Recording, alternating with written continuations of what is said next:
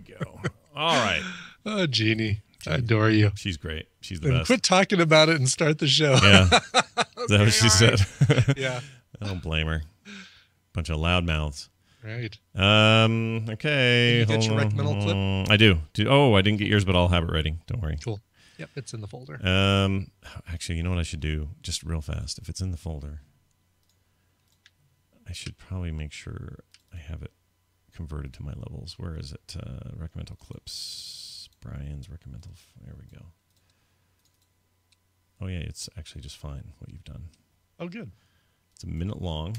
You don't want to cut it short, right? You want the whole minute? I don't think so. I think I want the whole minute. Okay. It's entertaining. Totally fine. We're going to put that in there. Okay. Okay. Why, I think we're about ready here. I think we about got it. Let's see. This is for me and you. Yep. There we go. No. What did I do there? Did I screw up? Shite. Come on, Scott. You've done this a few times. Scott's movie. There it is. Okay. I didn't put mine in there. Okay. Well, that's good. All right, we're actually ready now. This is now time to do it. Okay, all right. So chat room, just keep your butts in a sling. Could so go for a fish sandwich. Oh, it's too early for a fish sandwich. Damn it. Here we go. It begins in 3, 2, 1. Coming up on TMS, The Ever Watchful Eye. When radar left. Oh, you're going to love that story. Help, help, it's happening on Stars. Sex bomb. Trump is terrible. Microwave guns. Recommendals. Tom's Tech Time. Your emails and more on this episode, very lag-free episode, of The Morning Stream. Why are alphabets fun to eat? Because you can eat the fun. C is for cow. There's a cow in my alphabet. How does it taste? B is for bus. There's a bus in my alphabet.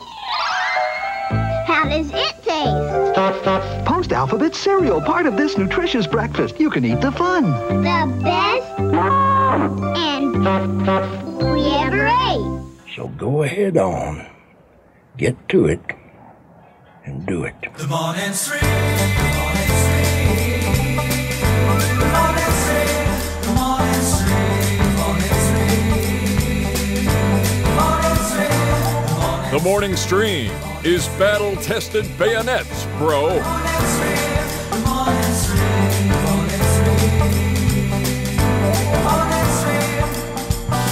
Good morning, everybody. Welcome back to the morning stream for Wednesday, June 17th, 2015, the 14-year anniversary of myextralife.com. Oh, wow. Happy 14th anniversary. Thanks, man. That's a long time to be drawing a thing, and I'm really proud of the work I've done, and I'm really excited to be launching that Kickstarter for the collector's book soon. It's about time. That's right. We decided, hey, 14 years, that's when you should probably finally do it. So we're going to do it very soon. Page numbers designed by Brian Ibbett. That's right. And this is even a better bonus. We're going to save people money today, because all day today only, if you use the code EL14, that's E for extra, L life, EL14, you save 14% on any print in the Frog Pants store. Oh, look at you. Aren't you clever? Well, mostly Dave's clever, but... L14. I think that's L... L14. L14. El 14. Is that right? That was my favorite number, my favorite Spanish number. 14. I can see why Bono likes it. Yeah, he's a huge fan. He's a big fan. Big glasses, huge fan. Go check that out at frogpants.com/store if you'd like to take advantage of today's anniversary. And and that Kickstarter coming along very nicely. I'm very excited about it. Tell your friends, it's going to be good. Brian, oh man, it's good to be back for two reasons. One, full show today. No short show. We're full show today. You should be listening to this one, Podcast Awards. That's right. I forgot to hit you up. Did you never send a five-minute clip, did you? I've kind of, no. Yeah, I didn't. I got a Coverville one to him that's basically just me saying, Damn. Here's a song by Weezer. I was so blind yesterday that I couldn't do jack for a long time, so I feel like my entire day was a... Randy and Brian had some ideas, so hopefully we can still smuggle a clip of Film Sack over to him. But Ice Worm, I'm going to need your help today, buddy. You're my man today. Time to step up, Iceworm. Yeah. You know, Iceworm wants the colonoscopy clip. Oh, okay. That's Just the one do he the wants. colonoscopy clip. Let's just do that and call it good. All right. Was that more? It was like more than 5 minutes though. We're not doing poo bag. Nobody can find poo bag. Poo bag. Is poo bag in the last year? Yeah, I think so. Let's see. That would have been. Yeah, that was 20. All right. Actually, then there, Iceworm, or actually anybody who wants to jump in on this. Yeah. Somebody Poo find bag. poo bag. Yeah, poo bag. Find poo bag. This is the worst request out of context. There's a bingo spot for request help from chat room. Seriously? Are you kidding me? Wow.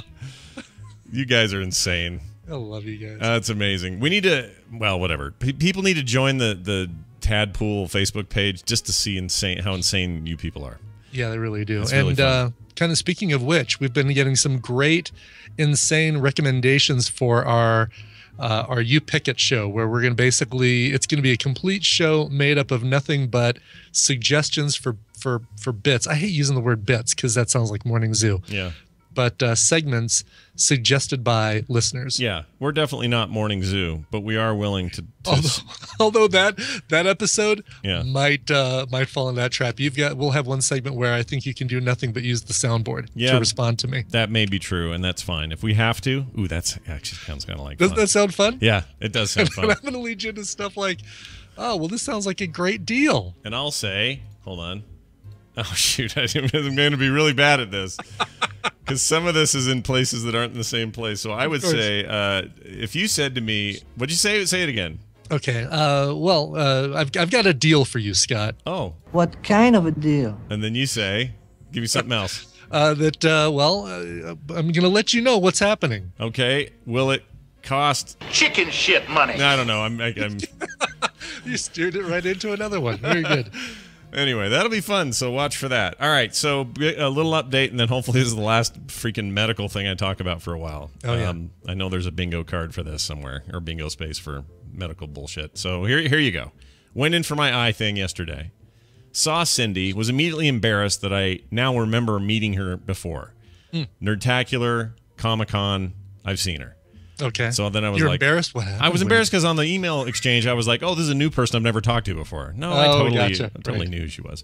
It wasn't an embarrassment because, you were the woman who was there when I walked into the women's bathroom by mistake. Oh, sorry about that again, by the way. Didn't mean to have my wiener out before I even got to the stall. No, she was extremely nice. My gosh, she's nice. And huge thanks to Cindy again, because she literally saved me $1,000. That's what happened there. And went in there, and here's the thing. I go in, and my doctor is this, he's a 9,000-year-old man. Okay. Wow. Very old, seen a lot in his life. He's a Highlander. Well, he's McLeod from the clan There McLeod. could be only one doctor. So he, very friendly, very nice. They all have I've learned that ophthalmologists, who are like the surgical, doctory guys that are for eyes, not optometrists who are just checking your prescription. They tend to be all the same personality, just very stoic, very quiet, kind of a little sardonic humor. Like I don't know, there's something about all of them. Everyone I've ever been to, they all are the same personality. So I think it says something about that job. I don't know, but anyway, they teach that. I think that's probably one of the classes they have to attend. Now this is what's great. He's like old enough. He's still a cool, a kind of regal looking dude, but he's old enough to have like kind of liver spots all over his hands and stuff like that. And he did the old school eye checking. He didn't hook me up to the big Mickey Mouse unit where you put your eyes in it and they flip things and say 1 or 2, 1 or 2, or any of that. He didn't do any of that stuff. He instead has me lean back, and he just about straddles me with like these handheld lens looking things that he whips out like almost like a Leatherman multi-tool. Oh no, really? Oh, it was awesome. And he's like kind of pins me down, gets right up on my face. He goes, all right, this one better, this one worse. This one better, this one worse. It was like getting an eye check in the 1850s, man. It was great. I love that you described that other thing, the massive deal with like the spinny lenses as newfangled. Because I think my eye doctor even has something that's digital and like completely maps the inside of my eye with lasers or something. Well, the inside, or the thing I was looking at in the office, that all looked very modern. In fact, it may have been digital or something, I don't know. But he wasn't using any of it. He was like using pocket lenses things and doing this crazy job of showing me this. It was really amazing. Anyway, because it felt like old school, but somehow better because the guy knows it, man. This is how he learned it when he was in school in the 60s or whatever. Like, it was super cool. So anyway, he's like, yeah, we got that going. That's cool. He says, I'd only put this on a scale of like a 2 out of 10. And I said, oh, well, that's comforting. I said, it feels like a 9 out of 10. He says, well, it's because this is your dominant eye, so we're still going to laser this off. Normally, at a 2, we'd recommend waiting, but because this is your dominant eye and it's giving you this much trouble, totally worth getting off. So let's do that. So he dilates me, right? Mm-hmm. So now my vagina's huge. Just kidding. Takes me in the other room. 8 centimeters. Puts me in the other room. They do centimeters or millimeters when they do the dilation of the ladies? I think centimeters. Is it centimeters? Yeah, you're right. It's not millimeters. That'd be kind of difficult. Yeah. Tyrion Lannister gets millimeters. So we go in the other room. He plops me down in another chair. And he says, is it okay if I have an intern come in and watch this? I said, sure. That sounds fine. So this nice, young, bright-eyed guy from Duke, just finished his pre-med or his pre-I, whatever stuff at Duke University, comes in. He's the intern, right? He's learning. He comes in, and Dr. Ho-Ho over there says, you okay if he does it? And I said, I thought he was serious. I'm like, right. I wanted to say, no, he's an intern. He's never done this. No, I don't. Right. Look, I already have enough weirdness. Don't have him do it. And this guy was, jokey enough to kind of hold the face for a minute before he went, I'm just kidding. I'll do it. No, really? They took it that far? Yeah, and I was like, I'm going to say something, you guys. I'm not going to, let new guy over here laser my eyeball. And he finally said, nah, he's just going to watch. All right, stand over here and look over the shoulder. So he did that. Wow. So then they put this big lensy thing in your eye to hold it open. And he does that with his hand, too. He's all hands-on, this guy. Just goes, shoves it in there, holding it in. And now I'm seeing this crazy red laser light show in my eyes. I imagine it's like Pink Floyd Laserium at the Natural History Museum Planetarium. Yeah, even weirder because you could see the membrane that had grown that they're getting rid of, and I could see it in sharp relief, like it was there, and it was all red, and it was all I could see. And then when he would go, you'd hear this thing go, like that's the sound it would make when he'd laser it. I could see it cutting, and I could see it falling away like a peel off of something, like skin peeling or something. Really? Oh my gosh. And it kind of just floated off like a little hairy little thing. And he says, now that'll just absorb into your vitreous or whatever, and you'll never see it again. Like, all right, great. Damn. Eyes are magic, aren't they? They are magic. And then this is the scariest part of the whole procedure. He pulls away, says, all right, just blink a couple of times, pull away. I pull away, and because of the brightness of the light and all the stuff he was doing, and I'm dilated, for about 2 minutes, I'm blackout blind in my right eye. Nothing. Can't see a thing. When it finally started to come around, I could kind of get a weird blue-purple outline of my wife who was in the room. So it was like this. For a minute, I was kind of freaking out. I said, am I supposed to be kind of blind right now? He says, oh, yeah, that'll be, just give it an hour or so, and you'll be back to normal, and a couple more hours till your dilation leaves, and then you should be good. It's too bad you didn't have the wherewithal to kind of be, kind of play a little bit of a prank, right? Like, oh my God, what happened? Like the doctor, your sight's starting to come back. Did you always look like that? Holy cow! Why is there that sign that says obey? What is?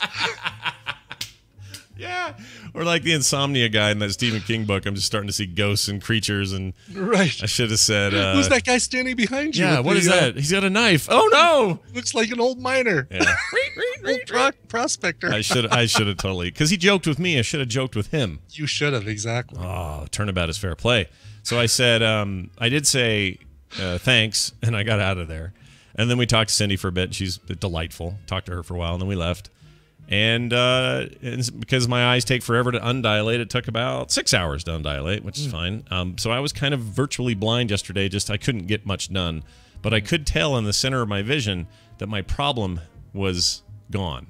Good. So now I can tell you a day later and a night's sleep and all that, we are back to where I need to be. So Fantastic. Happier and we didn't week. have to wait until next week or later. Later, yeah, 29th. Was going to have to wait. Yeah, so. push till...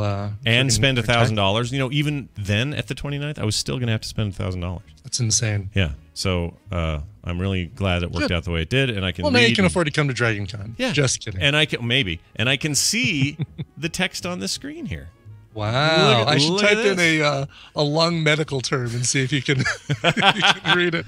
Well, I don't know that this procedure fixes my horrible pronunciation of certain words. We'll see.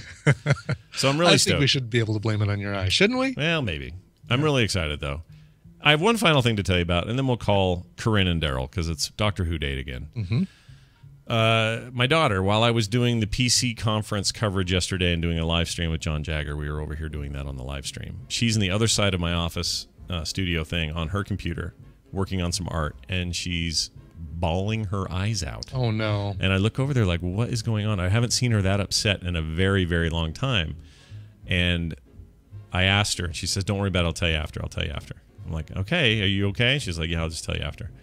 So, done deal, whatever. I get my thing done, and she says, do you want to know why I was so upset? And I said, yeah. And she goes, I watched the episode of MASH when Radar left. Oh.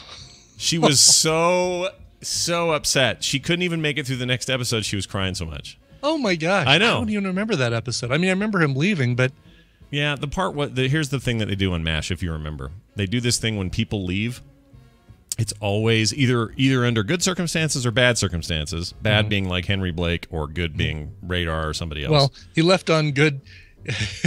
Henry Blake tried to leave on good circumstances. True. Like, his leaving was good, but his final... Sure.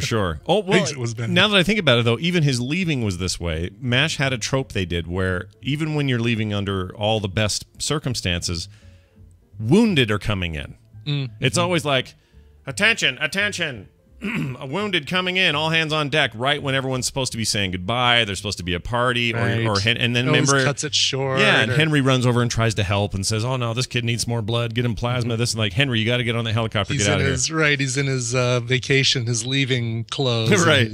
Yeah, exactly. And the same thing happens to Radar. They have no electricity or no generator, so he figures out to put a bunch of Jeeps outside for pre-op and has all the Jeep lights on. And then everyone has to rush in there and do surgery, and it's just basically Radar left out in the dirt there, kind of on his own.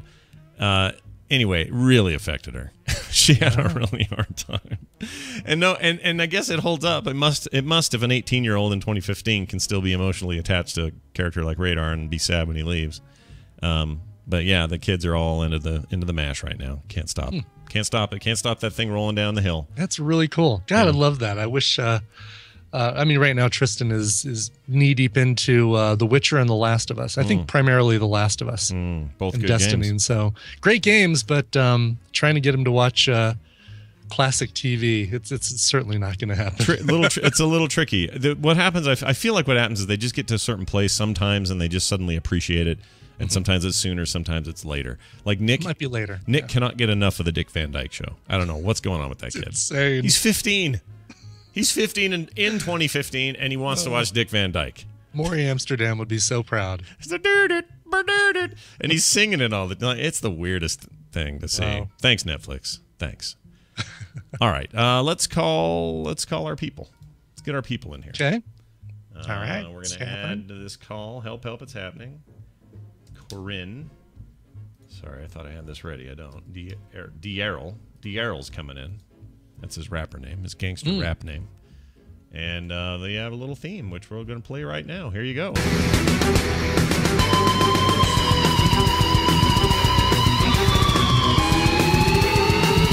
Oh, that Doctor Who theme could only mean one thing. It's time for Doctor Who trivia time with Corinne Lewis. Hi, Corinne. Hello. And Daryl Skeels. Hi, Daryl. Oh, he still hasn't picked up. Waiting for Daryl. That's fine. He'll be here in a minute. Before he gets here, let's tell you that this segment is brought to you by... Did you miss the Kickstarter by Fantasy Coin? The store is still open for another week. Get high-quality gaming accessories at the lowest prices ever. Metal coins, glass gems, gold and silver ingots, and more. And we finally wrestled away the domain from the squatters. Visit fantasycoin.com. Oh, Congratulations, man. Yeah, the That's squatters. Wonder what they did. I had to pay to do that, probably. I don't know. Squatters Who suck, knows? man. It's a racket. awesome. Yeah. Corinne, hi. How are you? I'm good. How are you? I'm good. I feel like I just talked to you. We had a meeting yesterday. We did. Daryl, are you also there now? I am too. Oh, hi, Daryl. How are you? Great. Great. Fantastic. You're both here. We're doing a little Doctor Who trivia today. The second to last day that we'll be doing this. I know, it's a little sad. I have an email to play real quick a phone call I want to play real quick that has nothing to do with Doctor Who, but something to do with what we're doing tomorrow. Or are we doing it today? No, tomorrow.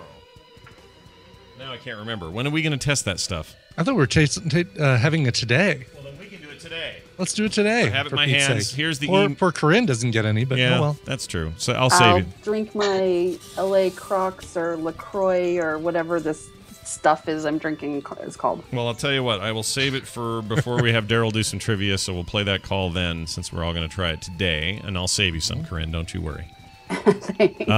Daryl is here. Corinne's here, and we're going to do this. Corinne, take it away. What's our question today? Okie doke. So I'm going to swing this a little bit more into Brian's area of expertise. All right. Okay. So I'm excited.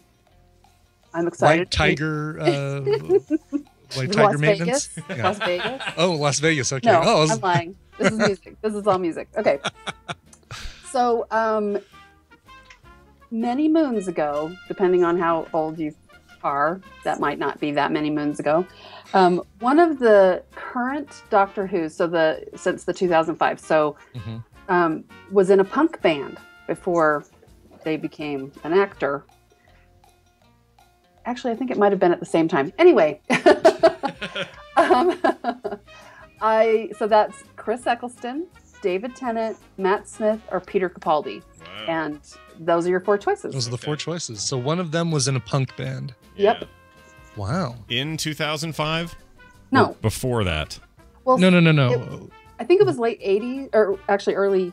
I don't remember when. Okay. So I just gave you a hint, and I didn't mean to. It's okay. I'm just trying to remember I'm trying to think who's the one that would likely, in the punk era or even post-80s punk era, would still be in a band. Right. Mm-hmm. And still be young enough or old enough. I'm trying to get age right here in my head. Right. So give us the options one more time. It was Eccleston. So it can't be any of the old Doctor Who's. Like, it's not Tom Baker. Okay. So it was it's not John Pertwee. No. Chris Eccleston. Okay. David Tennant. Matt Smith. Or Peter Capaldi. Okay, Capaldi. All right, I writ them all down. They've now been writ. All right, we'll think about that for a second. But before we do, let's do this. Hold on, I got to play the actual proper thing. Are you hungry? Aren't you hungry? What's a foodie? So we've got a food segment. We haven't had one in a long time, and it came from a listener who sent in a call to preface it. And I'm going to play that real quick. I call this person the chip sender, and here's the call. I just sent in the pretzels and the chips, and I figured if you didn't want an email, maybe I could leave you a message. So here it is. Brian, Scott, Daryl. I found these chips for you in a small town in northern Minnesota. They're made by a chip company where when the chip company and the dog food company are both running at the same time in this town, you can about imagine what this smells like. We made sure to at least pick up chips that had a decent expiration date on them. So I hope they're good. I also sent some Dots pretzels. They're from a small town in Velva, North Dakota, a town of 1,200. I only sent them so that I could say Velva on the air. Thank you. Bye. All right, that's awesome. Thank you for that. She didn't leave her name, I don't think. That's Amber Dew. Thank you. Which is one of the greatest names ever, if you ask me. So we'll save Dots pretzels for tomorrow. Okay. I do love that that's from the town, a town of 1,200 people. That's a very enterprising thing to see.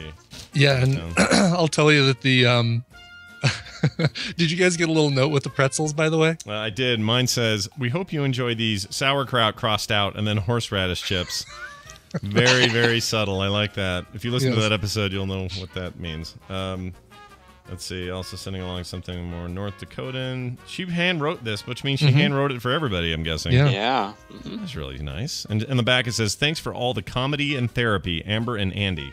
Aw. It's really sweet. Thank you for that. Cool. You guys are awesome. So this is Barrel of Fun, cheddar and horseradish. That's right. Yeah, she mistakenly said sauerkraut, that they were sauerkraut chips because she was confusing sauerkraut and horseradish, which I think she hates equally. Yeah, especially if they're making these in your town with the dog food plant. I get that, man. And if it's at first when she sent that call, I thought, wait, they make the dog food and these chips in the same plant, and then I started freaking out.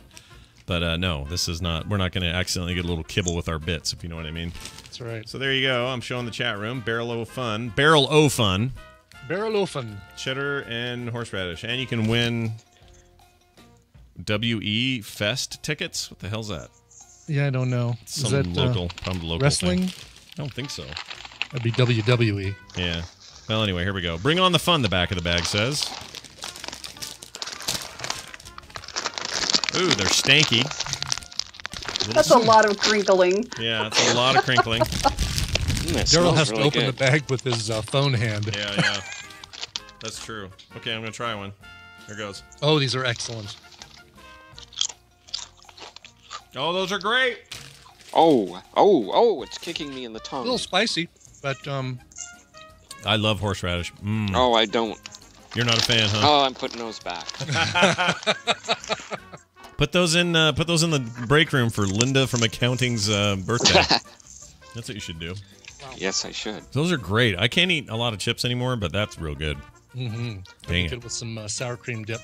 Yeah, I may have to fiddle with those as the day goes on. Oh, Corinne, I wish Corinne had some of these. They're good. Me too. I love horseradish. I'll send mine to you. Yeah. Okay, that's the deal. Those won't be all banged up at all in the mail twice. It'll be fine. Daryl, do you have any trivial things for us to pursue today? Oh, what do we have? Hey. This year, day, or no, not this year, but this day. Why don't I just read this stupid thing? This year day. Uh-huh. There's another Doctor Who birthday. Arthur Darvill is 32 today. He played Rory Williams, who was Amy Pond's husband and companion of Matt Smith's Doctor. Oh, that's cool. Wait, they're actually married in real life? No. Oh, okay. Just in the show. Okay. All right. That's We cool. waited 1,000 years for her. Corinne, does that like that. does that jive with your knowledge of the show, Corinne? That's all accurate. And Do you concur? His name never matches. It doesn't match his face to me. So it's funny. Well, there you but go. I love Rory. I love the name Rory. Yeah, Rory's a good name. Mm-hmm. I knew a kid in high school or junior high. His name was Rory. He was the stoner kid that drew really cool rocker pictures on his desk in detention. Nice. Yeah, he was. Did he become a comic book artist? Yeah, he probably is now. He was really talented. What'd you say, Brian? There are two dogs named Rory that are equidistant from our backyard. Like one's to the left, one's to the right in our neighborhood. They're both called Rory? They're both called Rory. Yeah. Weird. All right. Never even heard of a dog called Rory. But then again, I named ours Jim Raynor, so what's wrong with me? Exactly. What do you know? I don't know anything. All right, back to this question. Our options are Eccleston, Tennant, Smith, or Capaldi. One of these guys was in a punk band before their role. I think we can rule out Capaldi. You think so? A little too old? A little too old. Oh, but maybe a long time ago. Maybe I think she was saying, but Corinne was saying that it might have even been like while he was doing the show. Oh, right? yes. There's a hint there. Oh, you That's didn't not a know? hint. That's not. Oh. I'm clarifying. That's a clarification. Okay. So he could have been. Okay. If that's not a hint, then I'm leaning toward either Tennant or Smith. Eccleston looks like he should have been in a punk band, doesn't he? A little bit. Yeah, so does Matt Smith. Yeah. Oh, you think so? Really? I think Matt Smith does too. Too straight-laced and too... well, as who, yes. Yeah. As who, yeah. Or as the Doctor. I guess he's not. And there's already a Neil Tennant in the Pet Shop Boys, so I think we can rule David Tennant out. Hey, Corinne, as an expert in Doctor Who, does anyone ever refer to him as just Who? Does anyone go, hey, Who, get over here? Like that? No. Okay. All right. Only if you are a big Abbott and Costello fan. Okay. I am, actually. I really like Abbott and Costello. I like all the old... You know what? People always ask me why in my comics I often draw a skinny guy and a fat guy talking to each other. I think it's my love of both Abbott and Costello and the other two. The other guys? Laurel and Hardy. I loved those things growing up. Yeah. My 8-year-old nephew is so into Abbott and Costello right now. Really? It kind of makes me feel like the up-and-coming generations aren't lost. Yeah, I agree. Yeah. Nick and his Dick Van Dyke love, and Carter and her obsession with MASH, and yeah. What about the Stooges? Any... Ugh. Oh, the Stooges. The Stooges are fun. But women, listen. There's a rule about the genders. Here's the rule. Here's the rule. Stop it right now. Girls have Stop. vaginas. Boys have penises, and neither of them will agree on whether or not the Three Stooges are any good. Those are Those are the only thing. Look, no glass ceiling here. Everyone's equal. We should all have the same opportunities. But I'm telling you, girls don't like the Three Stooges ever. That's not true. I know several women that like the Three Stooges. I just don't. All right. Is one The of them second Doctor. Sorry. Second Doctor what? Was one of the Three Stooges. What? Here's Mo. Shut up. What are you talking about? He just looks like Oh, okay. I was going to say, dude, even I would have heard that one before. That's funny. He was Shemp, or what was the one? Shemp? Shemp, yeah. Never made it anywhere? All right. Good luck. Good luck to everybody involved. Jackalope in the chat room, by the way, is a woman who loves the Three Stooges. Oh, all right. Yeah, see? I believe you that she's a woman. I don't know. All right, fine. All right, so you guys are you leaning more towards Matt Smith then? I'm leaning No, don't listen to me. Oh, I'm leaning toward Matt Smith, but I'm willing to concede to whatever the group says. So, man, I really have no idea on this. I mean, it to me, I mean, when you look at the performers and their style, Eccleston for me jumps out as being the one that would be most likely in a punk band. Yeah. Just Matt Smith has that look of like he could grow that hair real long, and he would have been in a new wave band. He would have been in Spandau Ballet. Yeah, I guess that's more like it. That's more like it. They had a developer, I forgot what game they were making, but this guy on stage at Sony, and they had him on the PC thing last night, and he is trying to bring back that Flock of Seagulls Spandau Ballet thing. Oh, nice. Yeah, nice. I don't like it. Good luck with that. Yeah. Good luck indeed. All right, so you're leaning toward... I'm leaning Eccleston. Okay. And Daryl, where are you leaning? Since no one will say Capaldi, I'll lead toward him.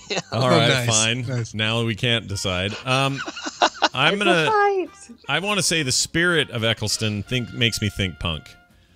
So I'm gonna then therefore change my vote and go Eccleston and side with Brian, which outrules you. So we're gonna say Eccleston, I think. Very good. But let it be known that Daryl said Capaldi. Mm-hmm. All right, Corinne, how'd we do? Is it Eccleston? Well, in 1981, Peter Capaldi was in a punk band with Craig Ferguson. Yeah. What the crap? Really? Dang it, Daryl. Good job, Daryl. Jeez. What? I can't believe you got that. What? All right, great. Stop. What? That's crazy, really. Yeah, I just think it's hilarious that it was Craig Ferguson. Oh, look at that. Somebody in the chat room posted a maybe an album cover or a press photo. Wide Awake in the Dream. Yeah. Oh, look at that. Look at young Craig Ferguson in the back there. I assume that's him in the back right. I assume so, yeah. Oh, that's it looks so serious. That's a weird thing. Yeah. See, I knew this about if this was a Ricky Gervais question, I knew about his weird 80s skinny tie band thing he was doing, but I would have never guessed a Doctor Who or Ferguson for that matter. Jeez. I know. I love that. There's actually been, I think, several Scottish Doctor Who's, like Peter Capaldi, I think, is Scottish. I could probably look that up, but I was surprised by that. Like, BBC is multicultural because they think that Scotland is a different country, right? Yeah, that's true.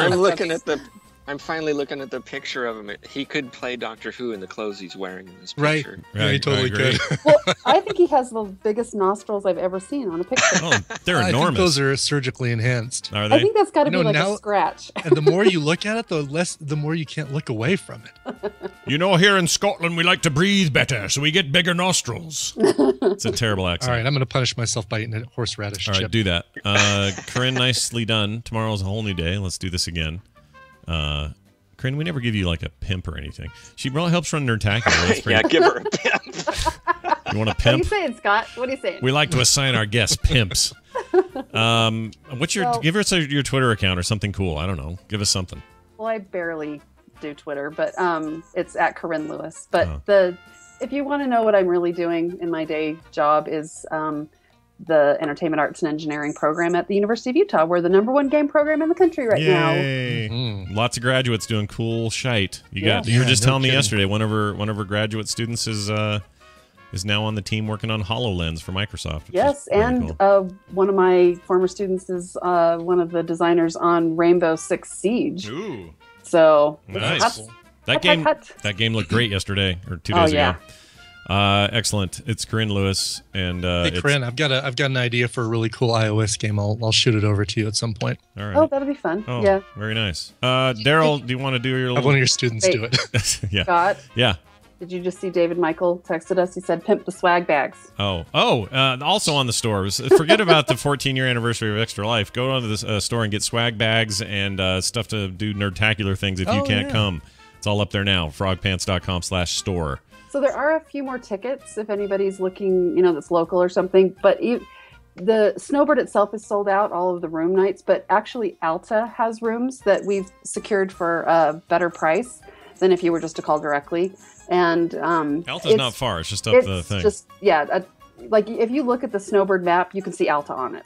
Yeah. We used to. This is where when I was growing up, you skied at either Alta, Snowbird, or Brighton. Those are your 3 places to go, and they're all very nice. And the one it's very proximus. Yeah, the Alta's very close. Alta's the place where I lost a ski and a glove once. Wow! While I was on the lift. It fell. Just fell off. Fell off and skied its way to oblivion. I never saw it again. Wow, nice. How did you get down? We got off at the bottom. Or no, what did I do? I just kept going. That's what we did. You just kept riding? I rode all the way back to the bottom and then tried to sort of hope it landed down or came down there, but it was gone. So I think I went back to the place and it was my ski. So I think maybe we rented new stuff. I don't know what we did. I was 16. It was stupid. There you go. Daryl, play a game with us. All 3 of us will participate. That isn't you. And what is it? What do you got there? Okay. Is this Trek or Doctor Who? Okay. The Overlookers. The Overlookers. The Overlookers. They overlook things. Corinne, did it jump to your mind already? I muted you because my phone is ringing because I'm in my office. Sorry. Perfect. That's what you want. The Overlookers. The Overlookers. That doesn't ring a bell. We're overlooking, they'd say. That's right. Oh, we overlooked that. Sorry. All we had to do is turn this key and our spaceship could go. Oh, okay. We overlooked that. See, I feel like we can cheat here a little bit and say it well, must be. There's 813 Doctor Who episodes, and they all have names. Yeah. So. I feel like and I've read them all because I actually really tried very hard to watch all of them that I could. Yeah. There's a bunch missing, like 90 something are missing. Yeah. Well, I feel like if you don't have it jump to your head as a Doctor Who thing, I think it has to be Star Trek. I think so too. Because I trust in your knowledge of that more than our knowledge of Star Trek. It was an alien that appeared in one episode of the animated series, The Overlookers. Yeah, The Overlookers. Go get them, Spock. I've seen all those too. I live with someone that can tell you what episode we're watching in TOS in 3 or 4 seconds. Wow. So I've watched those a million times too, but that doesn't ring a bell either side. Yeah. He's a font of knowledge when it comes to that. I assume that's who you met you were living with. Now it's my dog Cooper. She was talking about the dog, yeah. What episode's this? All right, Daryl, we say Star Trek. We say Star Trek. How'd we do? Okay. Much like yesterday's answer, which I never said, but I will now, the Sontarans looked like giant baked potatoes. The Overlookers are also giant baked potatoes, but they were on Star Trek on Voyager. Yay! We Voyager did it! potatoes. Huzzah! We did it! Huzzah to the shopkeep. I don't know what that means. Here you go. Television highlights of the news of yesteryear. It's the news. While I bring on jury, Brian will tell us who it's brought to us by. Sure, it's brought to you by Shrimp and Grits. We had that last night. Shrimp and grits. Nice. Southern style business my wife put together. This week's been all like Southern food. I don't know what's going on with her, but she's into it. And we're digging it. It's fantastic. Bringing jury on for the news segment today, where hopefully he remembered. I'm not seeing him answer, but that doesn't mean anything. He's getting us back for last time. Could be. I want him to comment on this American Gods news because I know he's a fan of that book. Cool. So we'll here's what we're gonna do. We're gonna wait a second. I'm gonna pause the show, save it, so that we don't have a bunch of dead air. Well, then I'm having another chip. Yeah, have another chip, Brian. Brian, chip time. Perfect chip time. These are damn good. He's not answering. Maybe he couldn't or forgot or something happened. He could be in a time zone, too, that has confused him deep down in his soul. Possible, yeah. I'm going to check my texts and see if anything has transpired there. Let's see. I'll say you around. All right, we've texted him. That can happen when he's constantly gallivanting across time zones. Easy for him to get confused as to which one is the one that he needs to be in. But we'll try it out. Yeah. By the way, had a burger yesterday. This place called Tommy's. Is it Tommy's? Tommy's Burger Tsunami. Oh my gosh, I don't know what the name was, but man, it was good. We did it after the eye appointment, which I always am really hungry after something stressful is done. It's like your reward. I got through that. Here, reward myself with a burger. And I'm immediately hungry, immediately famished. I can't wait to eat something that I probably shouldn't eat too quickly. You know, that kind of thing. But it was really, really fantastic, and I'm paying for it a little bit. A little bit of a stomach ache. But it was great. It was really good. And if you're in town, it's this place down for Salt Lakers. This place down in about 3300 South, and it's right by the U. I don't know the address. Damn it, I should know that. But it's really, really good. I can't recommend it enough. It was fantastic. All right, he's apparently not coming, so I'm going to wait. If he calls in, great. We'll pull him in. If not, we'll just loss. Trailblaze on without him. Yeah. So. Ooh, that was weird. All right, we're back, and jury may or may not come in, people at home, so we'll wait and see. Let's get to the news. Help, it's happening. American Gods, Neil Gaiman's drama, that book. Yes. That incredible freaking book. It is. It's so good. One of the best ever. Oh, it says he's read my question. That means that he's green now, which means he'll probably answer now. Okay. Not Neil Gaiman, but the illustrious Justin Robert Young. Hello. Right. I'm in the middle of writing a book. He doesn't sound like that. No. What does Neil Gaiman sound like? Do we have a good approximation of his voice? It's funny because I've been to book readings by him, and I can't remember if his voice is lower. I think it is a lower, like, Yeah. When I was writing Neverwhere. Oh yeah, I think you're right. It's very flowery and like lilty. Here he is at a commencement speech. Thank you. Oh. Here we go. I never really expected to find myself giving advice to people graduating from an establishment of higher education. All right. I like him a lot. Is that his make art speech? No, that's a commencement speech at some university of something in Britain, probably like Oxford or something weird like that. Sure. Yeah. Something weird. It's something cool like that. Justin, are you there? Yeah, I'm here. Hey, man. There he is. Hey, man. You're probably in a weird time zone, I'm guessing. Well, weird for me, and it's Indianapolis, and I never know when it's, like, is it Eastern time? Is it Central time? You know, what is this place? Where am I? Yeah. Why are my pants on my head? There's just a lot of questions. Weird night last night for Justin in Indianapolis. Right. Yeah, no, it wasn't. I mean, it's about as weird as Indianapolis gets, which means I drank 2 bottles of Bud Light in my hotel room. So. Oh, good wow. Lord. Well, that is weird. It got a little wild. Partay and watch The Bachelor. Couple bottles of Bud Light and watch The Bachelor. Is that? Couple bottles of Bud Light, watching the Bee. In my underwear. Yeah. Just having a.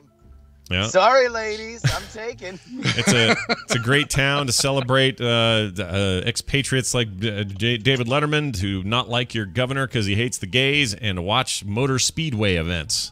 Indeed. Yeah. Oh yeah, I forgot. This was the center of gay apocalypse. Yeah. That's the very epicenter, really, of the gay apocalypse. What was his name? I should walk around just pointedly asking questions about gays. Governor Pence? Governor Pants? Governor Mike Pence. Mike Pence. Yeah. I like Pants better. Governor Pants. Governor Pants. Put on your governor pants. I'm just going to walk up to strangers and go, gays? Comment. How you feel about them gays? And if you write it, you got to spell it with a Z. It's like gays. And then no matter what they say, they can be like, I love gay people. I'll go, and then just move on. No matter what. Even if they say, I don't like them. Yeah, I like that. Well, Justin, it's good to have you here for the news. We've missed you a couple of weeks in a row.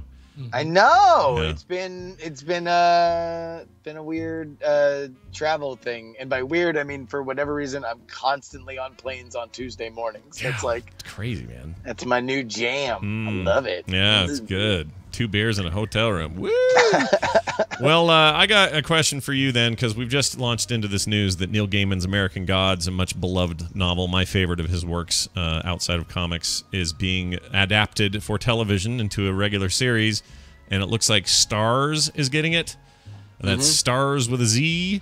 Yeah. Known mostly for some pretty trashy original content. They're not quite yet known for the great, sure, the great stuff. Yeah, I mean, probably I think my favorite Starz original was Spartacus, and I certainly loved it for its fun, visceral campiness than anything else.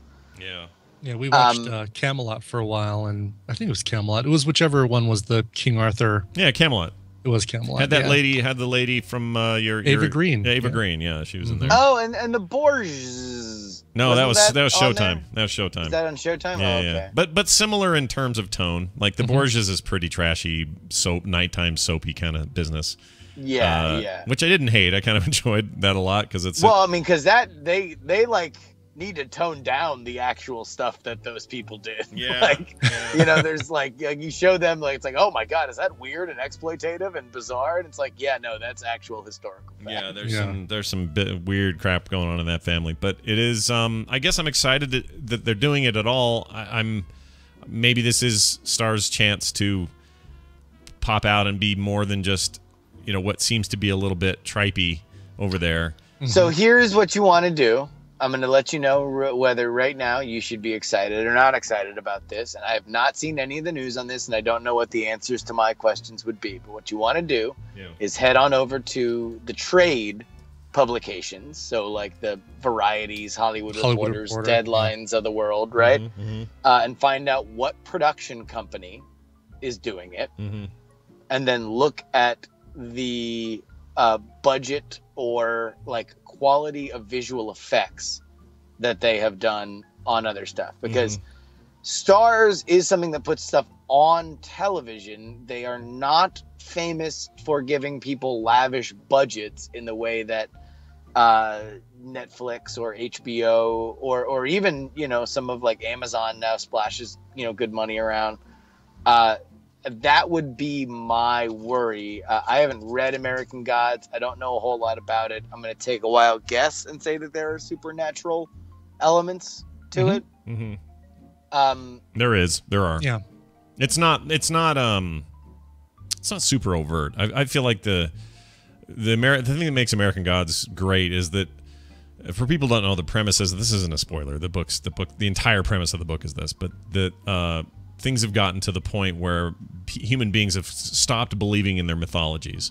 And because of that, those mythologies haven't ceased to exist. They just don't have their power anymore because nobody believes in them anymore. So those gods, all those different gods from all the different religions exist because people believe in them, but their powers are waning because less and less. Because less and less, exactly. So you have like Odin is just kind of a guy in a suit, and they all have jobs they have to do, and there's now a chance for maybe that to change, and it's a really, really great thing, and it's a little rough. It's a little hardcore in some places. So I feel like Starz is maybe that's a good place for that. They're certainly for that, for what they can get away with, but I feel like that's kind of less and less. That's something that I feel like we care about because we understand that there was once a time in which anything that involved a certain level of cursing, nudity, or violence was never going to see television because it was federally regulated. But now it's like, we have plenty of that. We have almost more options to see stuff that has, at the very least, excessive violence or mature themes, maybe not nudity, than we do not, right? Like, we really only have 5 channels that won't do that and draw a hard line in the sand. Maybe 6 or 7 if you add stuff like, ABC Family or something like that. Here in the States, I suppose that's entirely true, yeah. Yeah. But we have much more than that of places where these kind of shows happen. It really is all about the quality. You know, I'm curious to see who's doing it. I'm curious to see. And I'll tell you right now, the I guess not studio, but the company that's handling this is Fremantle Media, which prior to this is best known for like the American Idol stuff. I mean, lots of like reality shows. Lots of reality stuff. Yeah, all the Idol shows, all the Got Talent shows, The Price is Right. Weird. That's kind of weird. X Factor. Yeah, that's a little weird. Yeah. You know, so who knows what they're gonna do with narrative? You know, I'm sure that they have done narrative before. It would surprise me if they have not touched it at all. Yeah. Prior to this. Sure. Yeah, I am always excited for you know, properties that my friends like, because in general I like my friends' tastes, and you know, I hope this is good. And you should read that book. I think you'd love that book. It's totally worth reading. I'm sure I would. You know, and because I love Sandman. Sandman's amazing. Yeah, Sandman's really good. But yeah, you know, we'll see. I mean, I don't know. In general, I'm kind of, unless there is somebody tied to it that has a good pedigree, like I'm like, let's wait and see. Let's not just start jumping up and down and getting excited about it before we see it, because again, that's another bygone thing where we're just like, yay, people are making comic book movies. It's like, you know, before that used to be a thing. Now it's like, all right, cool. Let's make sure that they're good and they don't blow. Sure. Maybe this is one where, you know, we don't really know the background of the production team or company or showrunners or any of that, but it could turn out like Game of Thrones. We didn't know those guys either. They were. I know, but we do know the showrunners. I mean, Brian Fuller did Pushing Daisies, Dead Like Me. Brian Fuller's the showrunner? He's the show. He and who's the other name? Michael Green are the showrunners. Okay. Yeah, that's good, because Fuller's doing Hannibal, right? Hannibal as well, yeah. Pushing Daisies, Dead Like Me, Wonder Falls, Star Trek Voyager, and Michael Green, Kings, which is, I haven't seen any, but Everwood, Smallville, Jack and Bobby, Sex and the City, and Heroes. Oh, well. So he's a guy who's worked, you know, he's that's some diverse work right there. That is some really diverse work. You know, but actually, you want to know the funniest thing is about that, of what they all have in common? Yeah. Paychecks. Yeah. Yeah. Oh, yeah. True. Yeah. They've been paid, they all paid money for him to ply his craft. I think that's a fair thing to say. Anyway, coming soon. Watch for it. May we all get what we want out of that deal. A man has robbed a bank using a sex toy disguised as a bomb. Man. All right, hold on. What's the best sex toy you could think of to rob a bank with? Wow. If you're going to disguise it as a bomb, I think it would have to be the fleshlight. Yeah, that one's all right. Also, I don't just strap like a bunch of them, duct tape them around your body, like, and then stick some fuses out of them. Yeah. I'd like to say that it's a fleshlight, and he makes the bank teller reach in to feel that it's real, like not even knowing like what that means.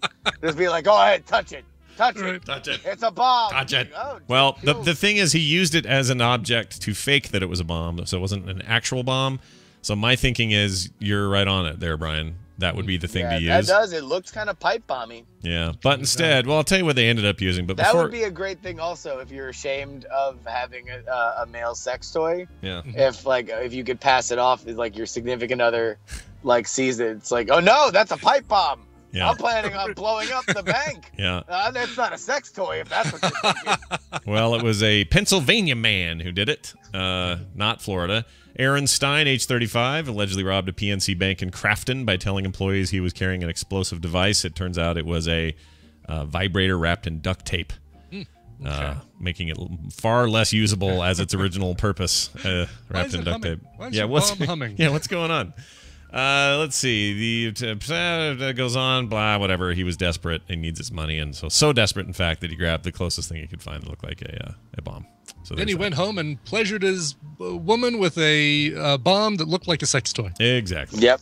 You yeah, got it right was there. ticking. It only gets grosser from here. So it really does, yeah. Yeah. Finally, check this out. Donald Trump has said this. Here's a quote. I knew we had to talk about this. Yeah. I will be the greatest jobs president that God has ever created. Donald Trump ended his years-long flirtation with the White House today, announcing he was joining the crowded Republican field for president. I, as a morning show person, could not be more thrilled that this is happening. By the way, yeah, I, as somebody who is currently in development and will be launching a Kickstarter next month for a card game that could be log-lined lazily as Cards Against Humanity for political debates. Nice. With that uses real quotes, and we're doing expansions based on quotes from the debates that are going to be happening. That are forthcoming. Brilliant. Oh man, the Slack that we have for our production team was just a light. Yeah. It was like Christmas came early. Yeah. It was amazing. Here's what's going to happen. I want to make a quick prediction. That thing's going to be off the charts and blow up entirely on Kickstarter, and we will never see Justin again. He's going to be too busy. Oh doing hell no, man! Spots on the listen. View. Yeah, he's on Wednesdays. He's going to be on the View now, or on Tuesdays. Yeah, so. Tuesdays the View. Listen, I'll have internet on the boat. Because that's the kind of boat this is going to be. It's going to be so rad. It's gonna be a boat. We're gonna have internet. I'll still do the show. If you need an artist, you just you let me know. No, I'll tell you, actually, I got to send you some of the designs. We're working with a really great designer. There's not a ton of like illustrations. There's a lot of graphic design stuff, but I'll send you it. Actually, you guys are both on the promo list. We're finalizing a print and play that for like beta stuff, so you guys are both going to get it very soon. That's exciting. I can't wait. Bring that to Nerdtacular in its alpha form. We're ready to play. It's actually because that'll be the week before the Kickstarter launches. But anyway, let's get to Trump. Anyway, so Trump, ladies and gentlemen, he says, I am officially running for president of these United States. I will be the greatest jobs president that God ever created, except Steve Jobs, who was the best Steve Jobs ever created. He said in a red meat speech at Trump Tower. I don't know what that means. Anyway, we're going to make this country great again, he quipped as he was that he was well qualified. He wrote, Trump, the art of the deal, he says is why. Trump says he's worth $8 billion. I'm proud of my worth. I've done an amazing job, Trump said with gusto. I'm really rich, and I'm not saying that to brag. Yeah, you are, you jackass. You're totally saying that to brag. Yeah. Why else are you saying it? All right. So, Trump's a clown, and I think the Daily News, as only New York tabloids can do, just kind of put maybe the finest point on it, in which they, their headline was "Clown runs for prez," and just says Donald Trump in clown makeup as their cover. Yeah. Don't you think if we could all vote ironically, we'd all vote for Donald Trump, but then want someone else to win? Because part of me wants to be in the reality where he won and see what that is. Not because I think he's good. I think he's terrible. He couldn't run an AFL franchise. Yeah. Like, he's not great organizationally. And his business acumen, I think, when you really kind of drill down, is not exactly, Teflon. I don't think it's speculating out of turn to say that it has been the decline of the ratings in The Apprentice that has freed up his time to run for president, because when he had a successful reality show, that's what trumped his interest, pun intended, to run for president, which gives you an understanding of what his sense is, what his commitment is to the job. I mean, even as wacky billionaires that run for president, he certainly has the charisma, that will kind of captivate and continue to kind of keep the heat on him, hopefully through the debates as we start selling expansions on the Contender. But The Contender, is that the name? The Contender's the name. I like that a lot. That's really good. The Contender's that's pretty good. That sounds like a movie. Yeah, singular. Sounds like Contender. It sounds like a movie with boxers in it.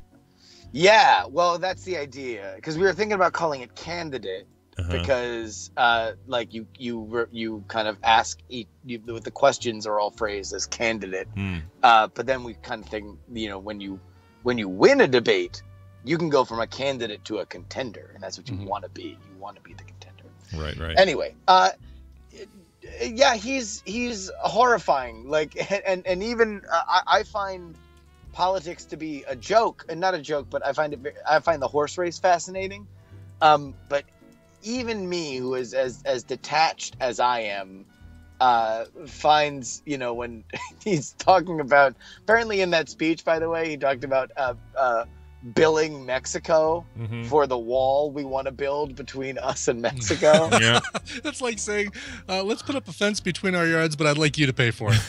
I mean, that's the problem, is that he's just, have you ever known these people either in business or in life that, like, just the guy who's just like wants to see how much of his dick behavior the world will tolerate, like, and before, so like, he just like goes into a restaurant and complains about everything and harasses the waiter and the manager until like either he gets thrown out or the meal's free. Like that's who Trump is. Like, he's just that guy. And the world, I mean, sure, in business, I think there's probably a space for that kind of guy. That kind of tenacity is certainly something that can be rewarded in some parts, but I don't find him to be a particularly compelling political strategist, and it'll be curious, because I think he will affect the Republican primary, because he's great at getting press. Sure. And he does not give a rat's ass about a political future. Yeah. So he will just throw bombs, and I don't think he particularly cares where they land. Yeah. Also, it's really important to note that it takes nothing more than just cursory knowledge of his actual history to know how much money he got from his inheritance from his very rich father, and how much he got from government protection, real estate protection plan stuff, things he claims to hate. It's just not all there. But all of that being said, I am stoked that he's in the running, dude. I cannot wait. It's going to be entertainment so much fun. Finest. It's going to be great, dude. Just if anything, it's going to be amazing to see how he reacts to some of the, like, does he try to go right of the Tea Party? He seems to have staked, he seems like he's going to run on an extraordinarily populist kind of platform. It's not that dissimilar from Pat Buchanan back in the 90s. He kind of has a lot of the same bullet points, that it's just red meat populism, meat and potatoes, kind of like, well, what's weird, like that kind of like that kind of discourse, for which I think there is, certainly, taking a more populist tack has worked very, very well on the Democratic side. It's just on the Republican side, it always seems a little weirder when, like, I think what mainstream Republican thought tends to think of populism, I think when that bell gets rung too hard, it tends to seem reactionary. But just imagine Hillary and Trump in the same debate. Oh my gosh, we're so in for the fun of it, man. Oh, I mean, but like, by the way, set up the popcorn Trump is a guy who will say it. Whatever it is, he will say it. If it's like, let's say, and this is a totally hypothetical situation that definitely couldn't happen, that, there's some Page 6 report of Bill having an affair, or having some girl on the side, Trump will say it. Oh, yeah. Trump don't care. He don't care. He'll say whatever he has to say. And if it could come down to, I mean, it could just get real dirty. And then she'll be in this position where, at least publicity-wise, she's going to have to answer things. Like, it's just going to be great. I can't wait. Well, I mean, if Trump gets, I mean, here's the big thing, is Trump's going to spend X amount of money on this campaign, and then he's going to get bought out. Because that's what happens, is when you build up enough momentum for which your nomination or your endorsement matters, right? then people either promise you something for which he doesn't want, and it would be a political liability to promise Donald Trump a spot in your cabinet or some kind of political position. Right. So he'll want to get bought out, and he'll want to recoup the money that he has spent. So we'll see. I mean, it's going to be interesting. I would be the greatest Secretary of the Treasury in the world's history. He does have a secret plan for China, I think. I remember seeing that. Great. He does. Great. He doesn't want, or no, it's a secret plan for ISIS, I think. He's like, oh, really? Okay. Yeah, he's got one, but he doesn't want to tell us because it's because, then it would be a thing. Right. Although really, that's like, a carrot he can dangle for the next 12 months. Well, right? and also we have the strongest military in the world. Like, you don't really you don't really have to keep a lot of stuff secret. It's like, wait a minute, does it involve the greatest military in the world? Yeah. Oh, okay, good. That's what we thought. I have a plan. I have a plan for his hair. It's a pair of shears and a couple of strong dudes to hold him down. We could take care of that mess, that national nightmare right now. That's freaking hair. Look, I can't vote for a guy who can't figure out his own hair. Forget it. Right. That thing is terrible.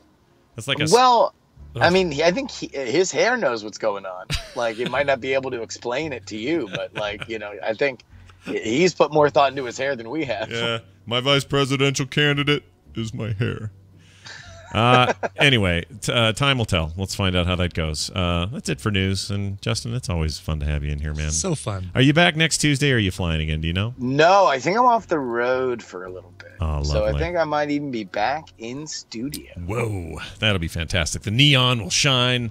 The bird will sing. It'll be just like old times. Absolutely. Where are you at this week? What's going on so people know? So we are we did Night Attack last night. We had a fun thing. We found a random YouTuber and made a song for her, and everybody subscribed to her channel, and she freaked out. It was a pretty fun time. We got of course Jury and Jury more. Man, all the crazy stuff. All the stuff. They should just follow you on Twitter, Justin R. Young.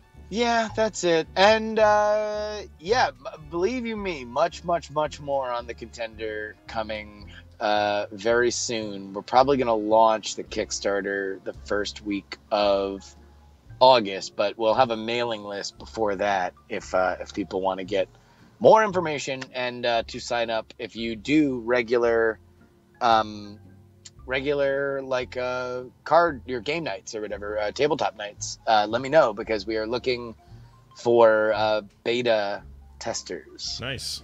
Very nice. Well, exciting things to come from one Justin Robert Young. Have a fantastic week. We'll see you next Tuesday.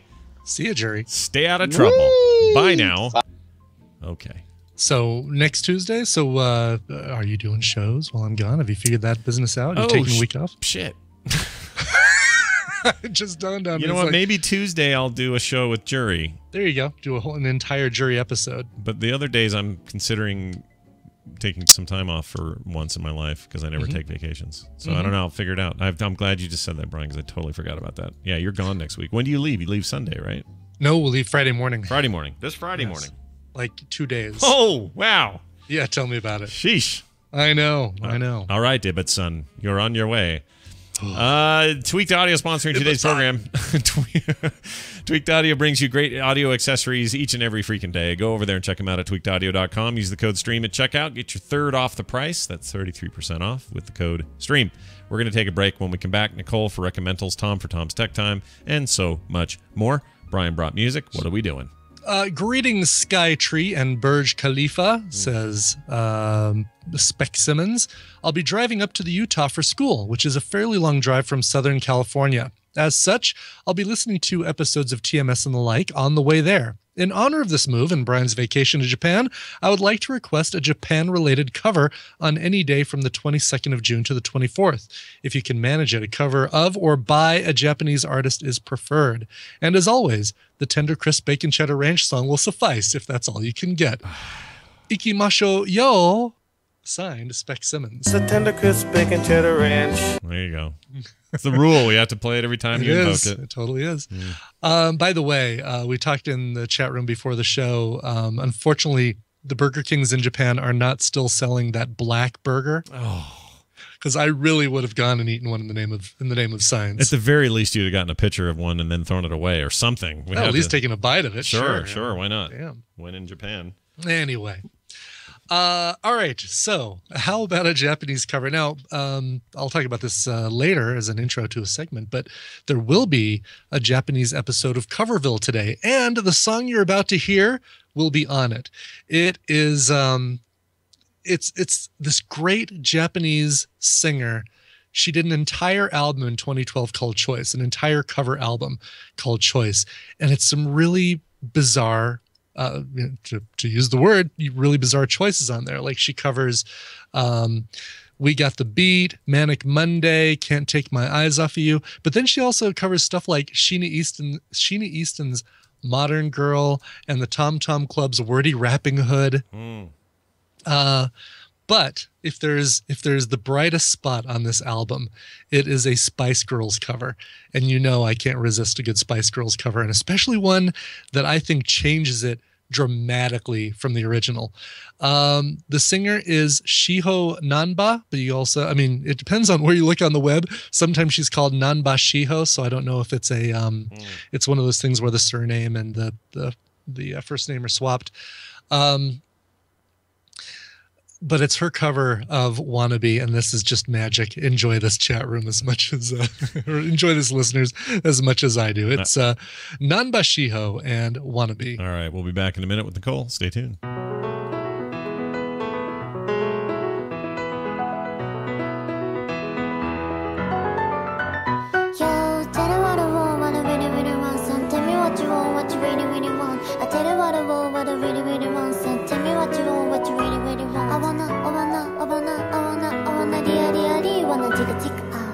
If you want my future, forget my past. If you wanna get with me, better make you fast. Now don't go wasting my precious time. Get your act together, we can be just fine. I tell you what I want, what I really, really want. So tell me what you want, what you really, really want. I wanna, really wanna tika tika. If you wanna be my lover, you gotta get with my friend. Make it last forever, friendship never ends. If you wanna be my lover, you have got to give. Taking is too easy, but that's the way it is. What do you think about that? Now you know how I feel. Say you could have my love. Are you fully? I won't be hesitant. Give you a try. If you really back me, then I say goodbye. Yo, tell me what I want, what I really, really want. So tell me what you want, what you really, really want. I wanna, really wanna tika tika. If you wanna be my lover, you gotta get with my friend. Make it last forever, friendship never ends. If you wanna be my lover, you have got to give. Taking is too easy, but that's the way it is. So here's the story from A to Z. You wanna get with me, you gotta risk and free. We got air in the press, city on physical. Till I can see you like it on the easy feel doesn't come for free. She's a reality, and as for me, how you see. Show me what it's on, you want it all on. Show me what it's on, you want it all on. If you wanna be my lover, you gotta get with my friend. Make it last forever, friendship never ends. If you wanna be my lover, you have got to give. Taking is too easy, but that's the way it is. If you wanna be my lover, you gotta make it last forever. Show me what it's on, you want it all on. Show me what it's on, you want it all on. Show me what it's on, you want it all on. Show me what it's on, the chick took off. Done at last. Well, genius, how about some M&M's? Hi, kids. Wow. Where M&M's chocolate candies go, there's bound to be some fun, you know. It's a bright and colorful wonderland. All the world loves M&M's. Pure milk chocolate joy for everyone. M&M's chocolate candies. The milk chocolate melts in your mouth, not in your hand. See you later. Sometimes a little comic relief is the best way to deliver a serious message.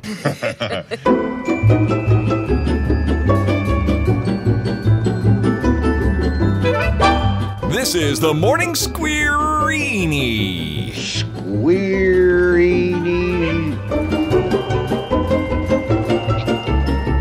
And we're back. Hello, welcome back. Hi.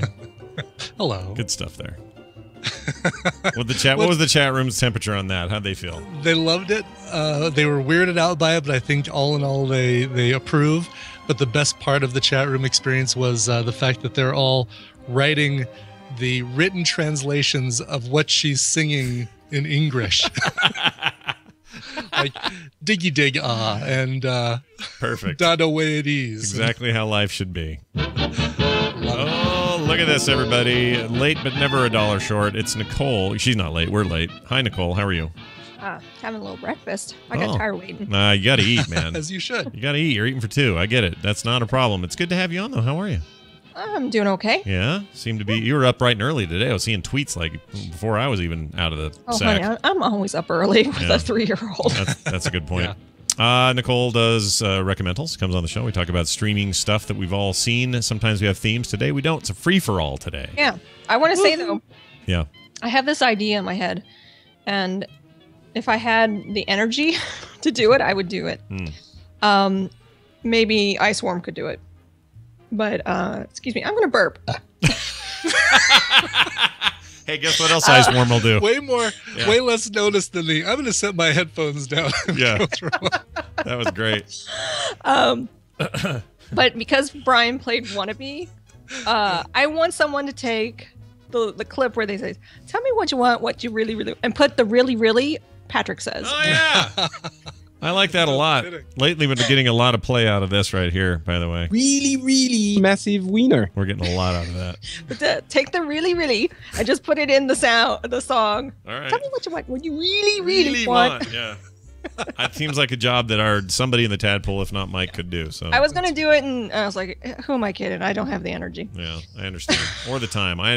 Dude, trust me, I'm in the same boat. I'd do it if I had the time. Hey, let's do movies. So we decided to go kind of random today, and I'm glad because I saw something rad, and I want to talk about it. I've actually mentioned it when I was first starting it on the show with Brian, but I finished it, and now I have things to say. So we'll get to that in a sec. But I thought maybe today we'd start with Brian. Brian, you want to go first? Sure. Yeah, okay. Give us some preface. What do you want to say about this? I will tell you that this is the only thing we've been watching in our house for the last 3 days. Nice. Wow. Okay. So big deal then. It's a big deal. And go ahead and play the clip. All right. Here you go. Right here. Right here. Yeah, I get it. You're one of the good guys. But guess what? We all think we're good guys. I used to work for a drug dealer who wouldn't hesitate to put a bullet in your head if you crossed him. Or if you stop being useful to him. But in his mind, he's still a good guy. Heroin Robin Hood. Because he cut out the Mexican cartels and passed on the savings to the consumer. And he never cut his shit with brick dust. And you're not just another still taking a paycheck from an evil system of oppression. Because you're fighting it from the inside with drama class. Fine. Whatever you need to tell yourself to get by. But excuse me if I don't want to spend my precious time catering to the delusion that you're making a difference. Yeah. I have my own quilt of lies to sew. It's about a minute. There's a payoff, though. Great speech. Now, I would love to hear you give it again in drama class. Nice. That 70s show. Just kidding. It is Laura Prepon. Yeah. It's the Orange is the New Black new season. That's exactly what it is. Yeah. What do you think? What do you think of the new season? We are loving it. It's it's the same as the first 2 seasons as far as like great ensemble cast. As a matter of fact, Taylor Schilling's character Piper is kind of still prominent, but not quite at the forefront like she was in the first season, a lesser so in the second season, but she's kind of moved back a little bit further I think among them. I know Mark doesn't like her, and so I told him, I said it's light on pepper. That's right. Yes, it's pepper less. Oh, less pepper this time. Not pepper free. And he's like, oh, good. Yeah, I actually kind of like her, but I also like that they've expanded the show to be less about her and more about the ensemble. So it really is. Yeah, I mean, Vaz and Daya take a front seat in this one. I mean, it's funny because each episode does tend to kind of focus on different characters while this overarching story kind of takes place. Like Big Boo is pretty prominent this year. As a matter of fact, Big Boo, by the way, is an actress named Leah Delaria, and she has a brand new jazz David Bowie cover album coming out. That, nice. Yeah, she does a bunch of music stuff, right? Yeah, she does. Yeah, she's a really, really talented singer, and I got an advanced copy of it yesterday. I've been listening to it also nonstop, and it's great. She scares the hell out of me in the show, though. Yeah, she does. But boy, what a great character. Pennsatucky. Oh, that's what I was going to ask. So the redneck's back because she's my favorite. Yes, Pensatucky's back and is also fairly prominent this season. Good. But we're just loving the season. We've got one episode left that we're going to watch tonight, and then all normalcy will restore in our house as we go back to watching the usual crap that we watch. Until you go to Japan on Friday, and then all normalcy ends. It's all going to be weird. That's true, yes. TV's about to get real strange. Mark and I are just now starting it because we've been stuck in Daredevil, and we finally finished Daredevil last night. So now we're starting on Orange is the New Black. Daredevil's good. Oh my gosh. So good. All right. Well, here's mine. I like doing Nicole last because hers are always the best. Here's mine. You guys, this is a movie, so I want you to see if you can guess. This is going to be impossible for you to guess, but I want you to try anyway. So here you go. 30 seconds. I'm not sure I'm ready. Are you scared? A little. Listen here, Mary Bean. You've got a passable rig, mules, and you're as good a man as any man hereabouts. And you're doing a hell of a fine thing. So go ahead on, get to it, and do it. Does everybody know? Yep. All right, any ideas? Is that North Country? Nope.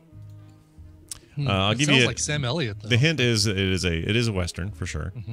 Very different though than your typical Western. It's set in 18 who knows.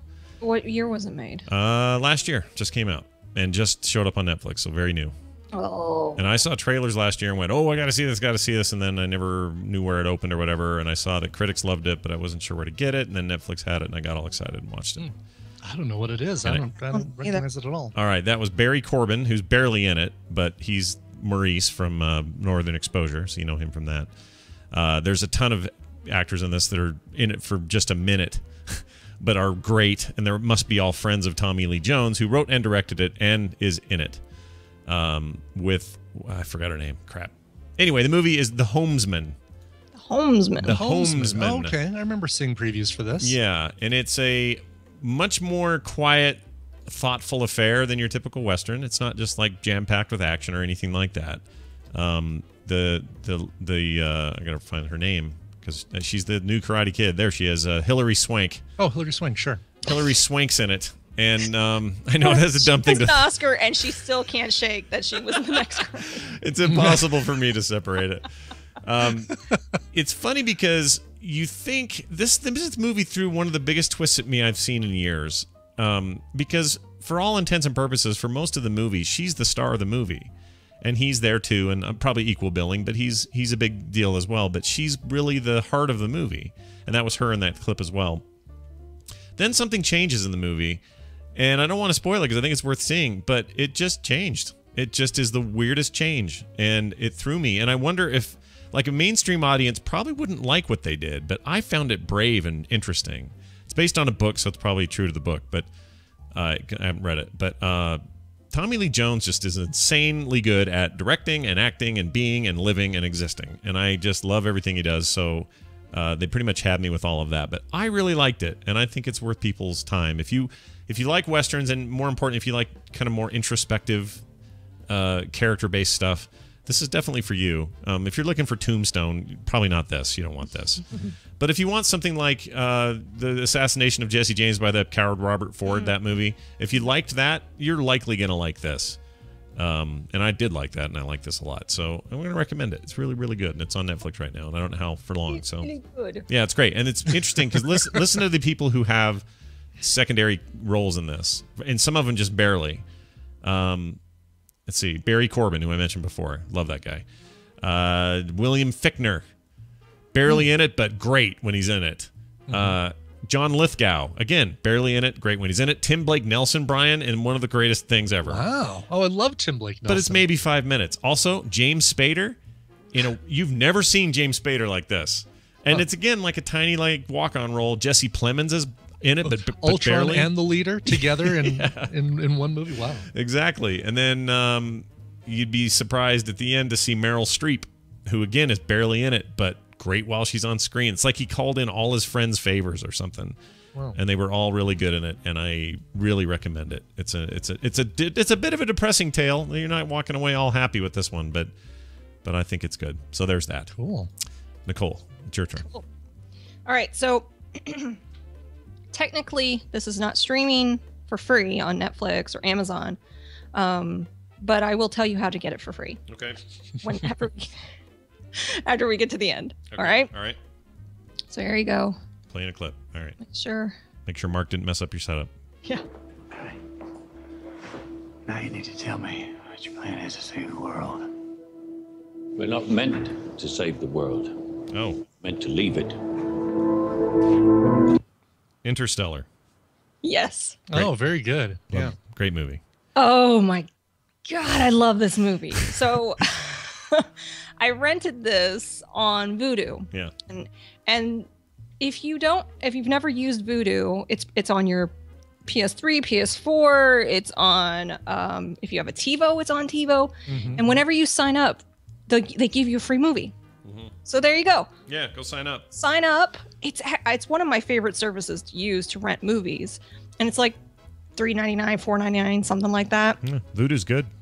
So yeah, if you and I've actually used it. We have it on so many devices. Like, oh, another free movie. Oh, another free movie. Oh, that's true. Because if you, you load it up on a new thing, you get a new free movie, right? Yeah. It's not, Yep. That's interesting. Yep. So I loved this movie. There was just. So you didn't see it in the theaters last year? I didn't see it in the theaters, but we watched it at home, and it still was just wow to me. It's one of those movies that whatever the biggest TV or visual experience you can get in your house is, that's what you need to watch it on. You need to watch it on the biggest thing you can. Yeah. Because visually, it is a gorgeous movie. Yep, and it's old enough for now that I can say that cameo was pretty interesting and surprising. Oh yeah. Yeah, I almost played that. I almost played a clip from that, and I was like, "That's probably gonna ruin it." It's a little for people. spoilery. I don't want to ruin. I don't want to spoil it. Sort of. I mean, it doesn't really ruin the story. It just ruins if you care about being surprised that an actor's in a thing without being credited. I guess that's the spoiler. But anybody could have played that part, I suppose. But anyway, yeah, it's neat. I think I remember when I fired that movie up in the theater because I control that. I went and fired it up. You in the fired theater. it up. I was concerned about those robots, and I ended up loving those things. I did too. Yeah. They were really cool. We were watching. Mark's like, well, they don't move very fast, and then you get to the planet that. Those were so cool. I loved and they're how they rolling played around. with time. Yeah. Like how time is fluid and depending on where you are, I just was like, oh, it blew I was like, oh my gosh. Yeah, all that time relativity stuff is really cool for sure. Kind of like, even though I hated the movie Lucy, there were parts of the movie that made me go, yeah. And one of the part was talking about time and how they were kind of showing a person running, and it was, you see the person. When does the person cease to exist? It's when the person is moving so fast you can't see them. And it was just like that interesting so it's a very thought-provoking movie with some different twists, and of course after you watch this movie you'll probably have to go online to kind of go, wait, what? How did the timeline work? And because they play with time so much in this.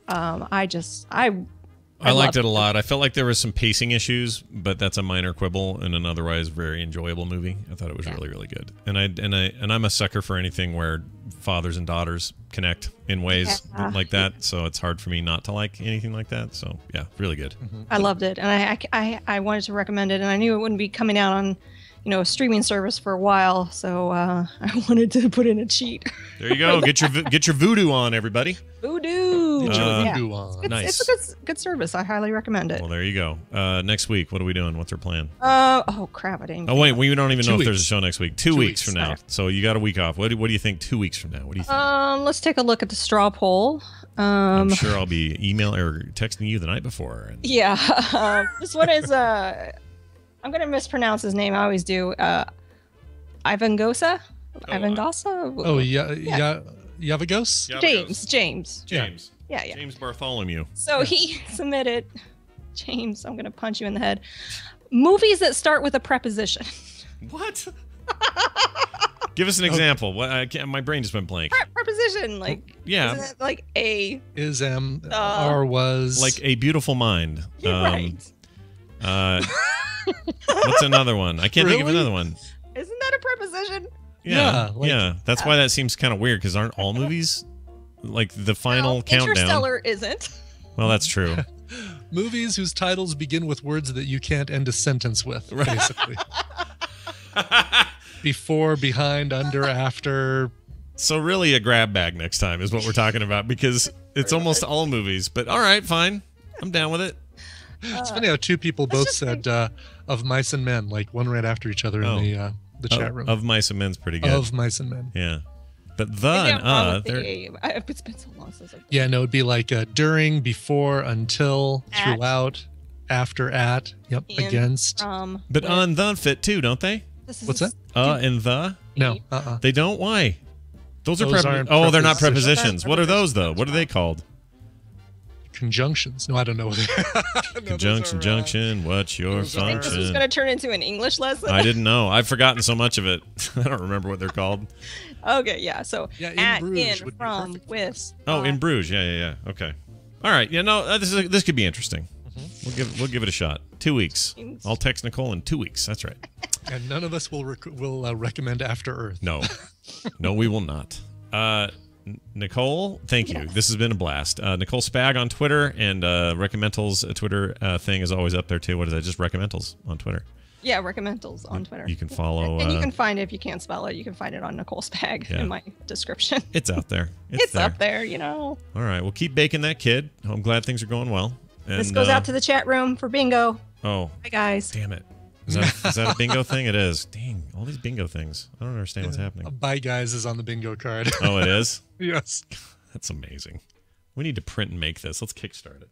Oh, no need. I mean, it's it's an easy grab. Somebody, Dice Tomato, put them online. So it generates a new card every time you go to get one. Oh, really? Mm-hmm. Well, shows what I know, Brian. Shows what I know. All right. We have this guy coming up. With the computer, as with any tool, the concept and direction must come from the man. That very patient man, Brian, or Tom Merritt, not Brian Merritt. Tom Merritt. Hi, Tom. I'm not patient. Hi, I'm Brian Merritt. It's actually kind of an okay stage name. Doesn't sound too bad. We're all Brian Merritt at heart. Yeah, in the end. In the end, we're all Brians. We love Wednesdays because mind if I call you Brian? You call him Stacy if you want. It's fine. Tom back from his whirlwind tour of the Pacific Northwest and stuff. How'd that go? Everything go well? Yeah, whirlwind tour. I flew to Seattle. Yeah. Yeah, no, it was great. Actually, big shout out to the folks who came out for a little meetup that I did with Luria Petrucci, a.k.a. Callie Lewis, and met some great people. Really, really good crowd there in the Seattle. Yeah. Some folks even like persisted through horrible traffic and buses and stuff. It was really fun. Yeah, good people out there I found in all our communities. What kind of trees are those? They tend to be pretty stoked. Well, good. Well, I can't wait to see whatever this little secret project yields for us, the viewing it's public. not that secret. It's a 10 or 11 part, 3-minute episodes about connected tech and stuff. Yeah. We thought we had a name, and then they said, "Wait, don't tell people the name," and we're like, "Too late." Too late. I've told a few people. But yeah, it's coming together. It's looking fun. Next stop, Detroit. Whoa! And when's this happen? Soon? Yeah, right before Nerdtacular. Oh, in July. All right. Well, then you can, I suppose, tell us when all I about come it. to Nerdtacular, Scott, you'll be able to smell Detroit on me. Good. You'll be rapping like Eminem. Yeah. You'll have I'll smell like mom's spaghetti and motor oil. Sure. Driving a Chrysler, probably. Yeah. That'll be great. I can't wait. Tom Merritt comes on the show every Wednesday, talks about technology.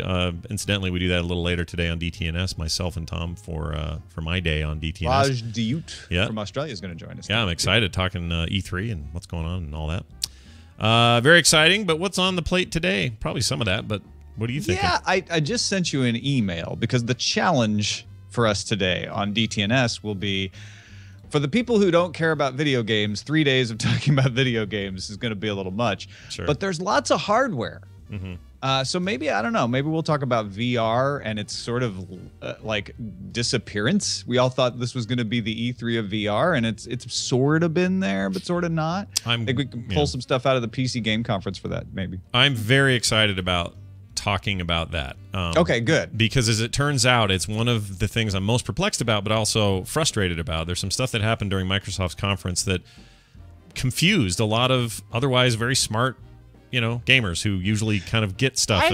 I'm starting to get the impression that maybe it even could confuse people at Valve. Yeah.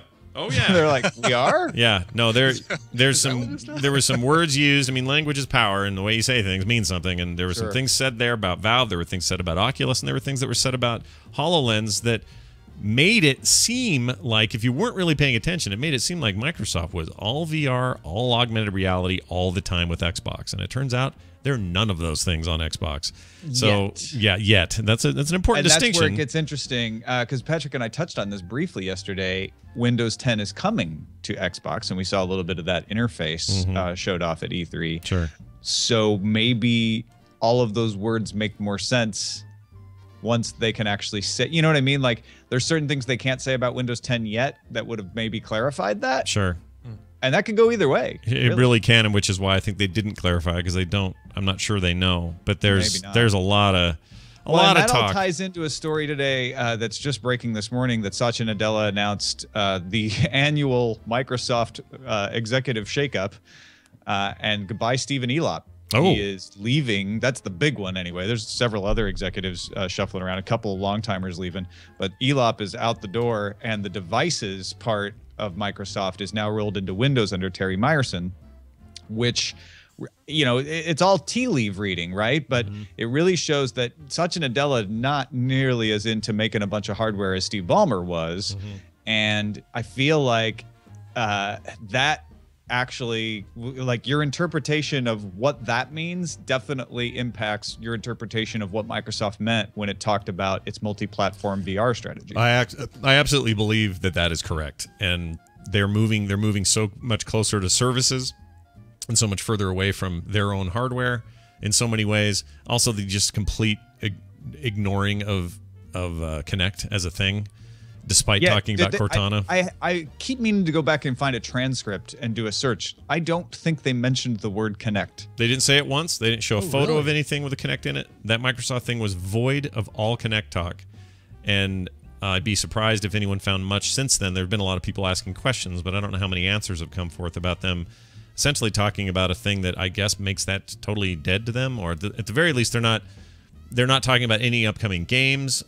Countless studios who were planning on dedicated hardware like the Kinect to provide different game experiences on that device have now basically stopped development on those games, or have taken those functionalities out and reformatted things to be controller based. Like, there's just a lot of talk about how the Kinect is essentially dead. But then at the end, they go, "Hey, Cortana's coming to Xbox. It's going to be great." Well, to have Cortana work, you got to have the Kinect. Well, it's funny. I read a story from Mary Jo Foley this morning where she kept trying to pin down Microsoft and saying, okay, so Cortana is going to communicate with Kinect, and they wouldn't answer her. It's like they're not allowed to say the word. Yeah, they don't. It's really weird. It's like, do not mention Kinect, everybody. It's like the Voldemort of the conference. Whereas Kinect was so important at launch. That's all they talked about at that E3. If I had known this last week, I was actually at the Microsoft campus. We were doing a shoot. I would have just walked around saying Kinect all the time. Just watch people cringe. Yeah. Hey, Tom, when are you flying home? Well, I have a connecting flight. Yeah, you could have slipped that in a conversation. So what TV shows you're watching? Oh, well, my wife always uses Kinect to launch Netflix. And then she says to the Kinect that she wants to watch Orange is the New Black. Yeah, sometimes I'll, Kinect will see me sitting there and recognize me and load my preferences. I haven't found any good TV shows that I connect with this season. Well, there you go. The French Connection's on this weekend.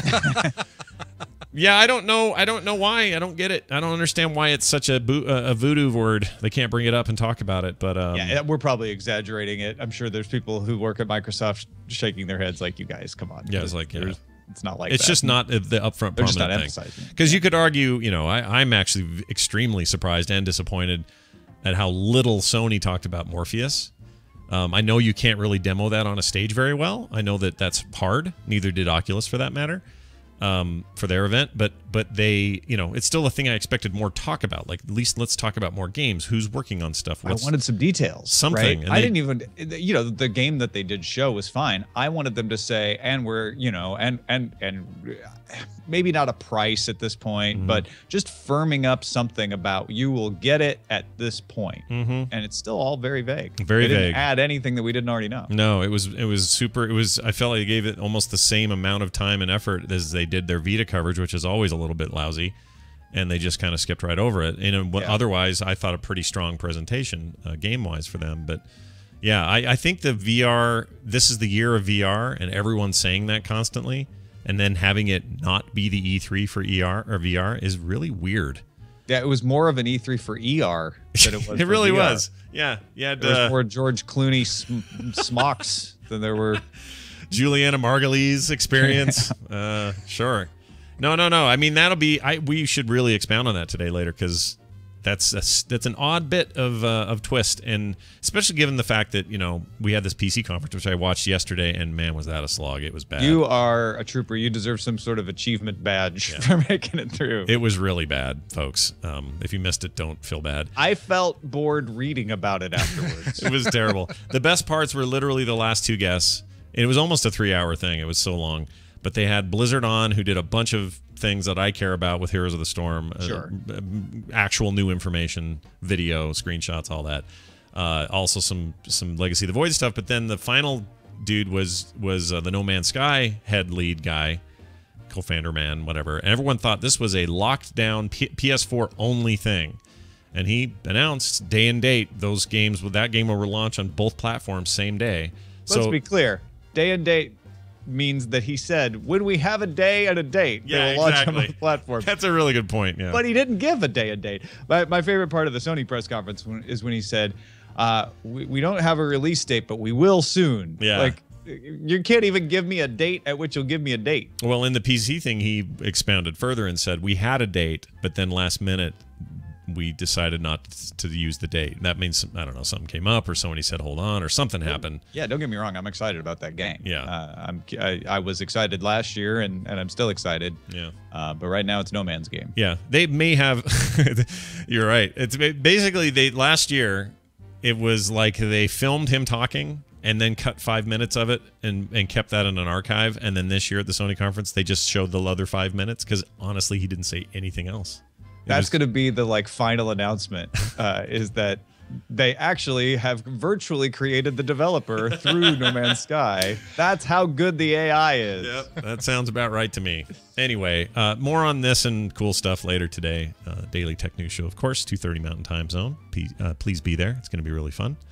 And anything else, Tom, you'd like to mention before we send you to the wolves there? Yeah, there is, because I don't want to die at the mouths of wolves. All right, good. So I'm going to talk a long time now. All right. And really slowly. Now, the year in tech history. Don't forget about it, folks. It's out there, and it's got lovely illustrations from Scott Johnson right inside its pages. Keep talking. Plus all of the days, all 366 days. That's right. We throw in a bonus day in here. You don't get that with all years. Our year always has February 29th, and what happened in tech history on every one of those days. So please go to TomMerrittBooks.com and increase your knowledge of tech history and your enjoyment of art. Yes. All in one book. That's right. And if my headphones hadn't have unplugged while you talked about most of that, I would have agreed with every point of it as you said it. You heard it, folks. He has agreed to the terms of service as described. Always. I don't even read them. I just click OK. Tom Merritt, everybody. Ace Detect on Twitter. Catch him later on DTNS. Tom, thanks so much for hanging out with us as always. Thanks, y'all. See you, man. See you, Tom. Bye. All right. Brian? That was very good. That was annoying, though. The headphone yanked deal? it, yeah, I yanked it right out. Just yoink, and now I think I've shorted something because it's a little crusty now. Oh, well. Hey, we make it through. We push on. We continue on. We do have some quick emails. We'll rush through these. They're brought to you by Coverville today, 2 p.m., all songs dealing with Japan. Now, it's not just going to be stuff like Japanese pop singer covers of Wannabe. We've got covers that reference Japan. Turning Japanese is one of them, of course. Yeah. We've got songs that artists have redone of their own songs, popular songs in Japanese. as well as, some Japanese covers of songs you know by heart. How about Big in Japan? Is that featured? What's that? Big in Japan? Absolutely, by Alphaville. First song in the show is going to be a cover of Big in Japan. Excellent. I love that so song. There you go. All that coming up today at 2 p.m. Mountain Time, the only time zone that matters. Tune in, coverville.com/live. Excellent. First email comes into us from No Name. Crap. It says a fan. Sterling. Oh, Sterling. Here we go. Sterling. You're right. Dear Stegosaurus and Brontosaurus. Which one's bigger? I think the Brontosaurus is bigger than the Stegosaurus. Brontosaurus is taller. Right. Stegosaurus has those plates on his back. Oh, yeah, the big polygonal long ridge plates. of plates. Sure. We're both plant eaters, though, so that's good. Not great at grammar, so I'll keep it short. I went and saw Jurassic World this weekend, but unlike the rest of America, I had a really, really hard time with the movie. Every shot had product placement in it. The hotel was a Hilton. The entrance was sponsored by Samsung. Every car in the park was a Mercedes. When they were in the wild, they are walking through the amazing scenery. All I could think of was, man, I better bring my Converse on my next hiking trip because this kid hasn't complained about the blister you'd get in the back of your heel from those frigging low tops. Says, I don't know. Let's see. I don't know. Maybe it was the Verizon Omnisaurs joke that in the beginning. Oh, you know what? He's right. There is a lot of this. There was in a here. lot of product placement. Yeah. Or that everyone's drinking Starbucks lattes that really bug me. But I need someone to back me up and set me straight, or set me straight on this rant. Thanks, guys. A fan since ELR, Sterling. Yeah, his punctuation is a little weird. Yeah, it wasn't that he's bad at grammar. It's bad at inserting any punctuation whatsoever. Yeah, that was a little tough. I actually thought the Starbucks thing was hilarious. Just the fact that, all right, this is this is Jurassic World. This is Island with that's an amusement park, and boom, right there is a Starbucks. It shouldn't surprise me, but it didn't feel egregious to me in that they were always calling attention to stuff. They just happened to be brands in the movie. And I'm usually okay with that when it's not too obvious or not too forced, because they're just objects in our everyday life, and I'm okay with that. There are other movies that do this way worse. Go back and watch The Island by freaking Ewan Transformers. McGregor and what's his name? Who made the movie? What's his name? Transformers man. Michael Bay. Michael Bay. He did that is the worst example of overt product placement I've ever seen in movie history, because it kept lingering on things like, oh, here's a can of Coke and I'm just going to stay here and look at it. I didn't think this was as egregious as that. So there's that. But it is funny. I mean, when he started going down the list, Samsung and Hilton, I mean, the movie does begin with a joke about who they're going to get to sponsor their new dinosaurs so they can have some more money in the park. But right. It is really, really funny. Yeah, I still liked it. TMS phone call just came in. This just in, everyone. Let's play this for you. This is a phone call regarding, I don't know where. Oh, wait, they want to know where this came from. Okay, this is a question for the morning stream. I keep hearing this phrase that they play over and over again. It sounds like it comes from a movie, that help, it's happening. Sounds like Vince Vaughn's saying something, but I can't tell if it's actually him, and I've been scouting the internet for that because I think it's fucking hilarious, but I can't find it. So, help, it's happening. That'd be great. Thank you. All right. quick reminder to folks. Usually, if you want your call played on the air, make sure not to include any F-bombs. I don't know how I missed that. I don't know how I missed it. I'll get it in post. Anyway, this thing. Help, it's happening. This is from the first... the Jennifer Aniston Leprechaun movie. Yeah. I forgot the actor's name, but it's from that. So rest your weary head. F-bomber. And go watch that. Actually, better yet, go watch it and then watch or listen to our film sack for that episode. Yeah, I'd call that one of our good ones. I mean, they're all good, but one of our betters, I'd say.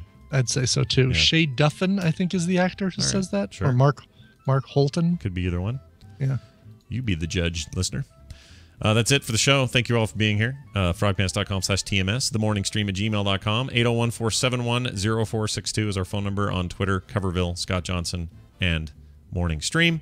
later today, or actually very soon, Patrick Beja and I will be recording a Sum It Up episode of Boop and Pixels, where we talk about everything this week and try to cram it all down your throats in about an hour or so.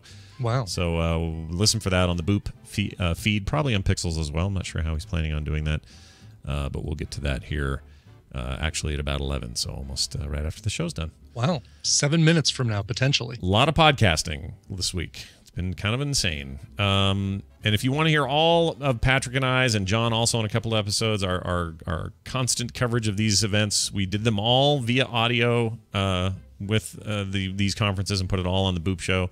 frogpants.com/boop. A reminder, at frogpants.com/store, there are the stream editions, support package, hoo-ha, swag bag units, swag bags also available for Nerdtacular to those who can't come.